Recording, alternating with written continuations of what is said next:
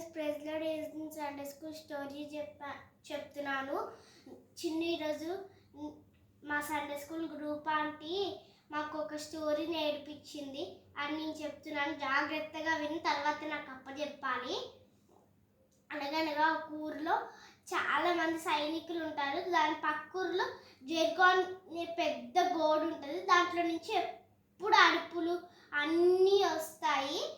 అందుకని వాళ్ళు ఆ గోడ నుంచి లోపలికి వెళ్ళి చంపేయాలనుకుంటున్నారు. అందుకని పక్క ఊర్లో వాళ్ళు ఇద్దరు సైనికుల్ని పంపించారు.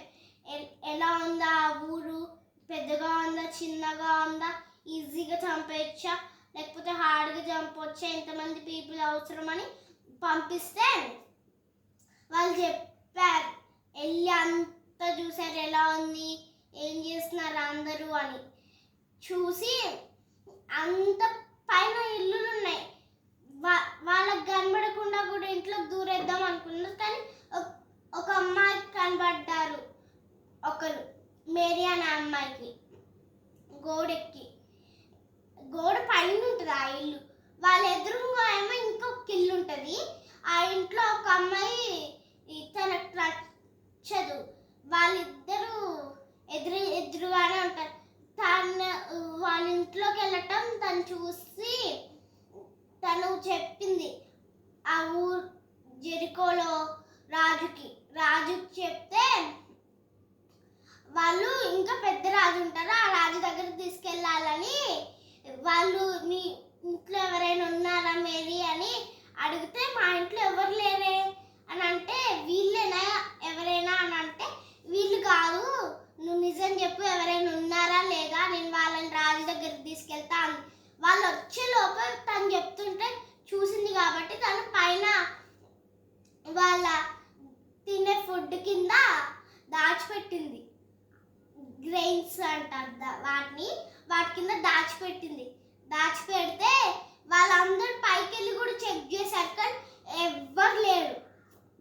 ఇంకొదిలేసి వెళ్ళిపోయారు. మళ్ళీ రేపు వస్తాను, రేపు వచ్చి కంపల్సరీ చెక్ చేస్తే ఎవరైనా ఉన్నారంటే అందరిని చంపేసి రాజు దగ్గర తీసుకెళ్తా అని చెప్పారు.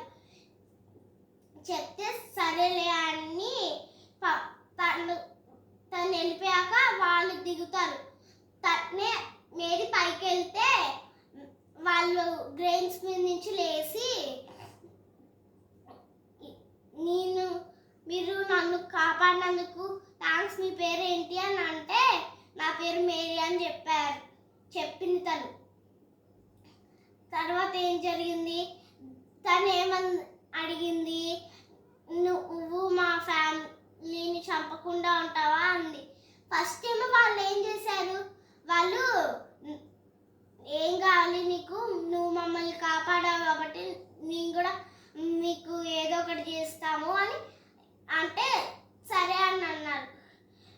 నువ్వు మా ఫ్యామిలీని కాపాడు చంపకుండా అని అంటే సరే అని అన్నారు.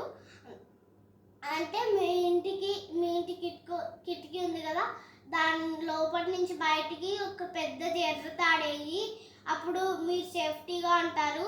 మీ అమ్మమ్మని, తాతయ్యని, అమ్మని, పిల్లల్ని అందరినీ ఇంట్లోకి తెచ్చుకో.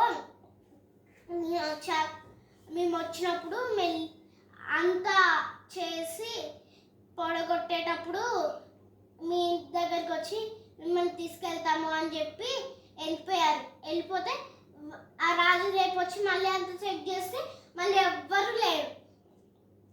అందుకని ఇంకా వెళ్ళిపోయారు. తర్వాత వాళ్ళు ఒక 2 years తర్వాత వచ్చారు. 200 people కావాలి అని అంటే వేరే ఊర్లో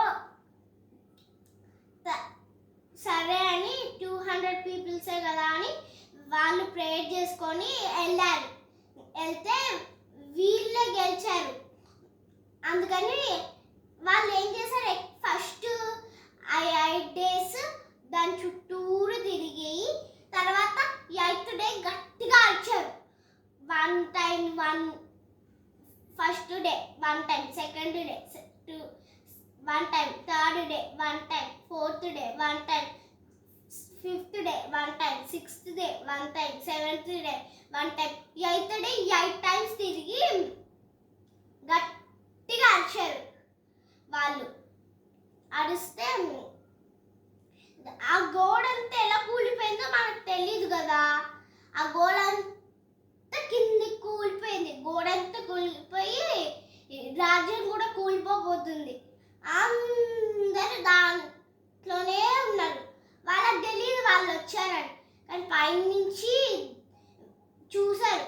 వాళ్ళేమో చెప్పుల సౌండ్ రాకుండా